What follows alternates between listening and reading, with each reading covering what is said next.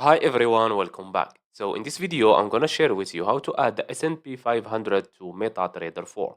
So just follow me and follow the steps. It's so easy and simple. So first of all, open your MetaTrader 4. Then go and click on this dollar sign here. Okay, click on it.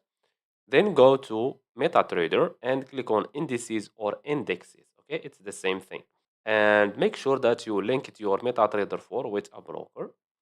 Then look for US 500 or US SPX or S&P 500. They are all the same.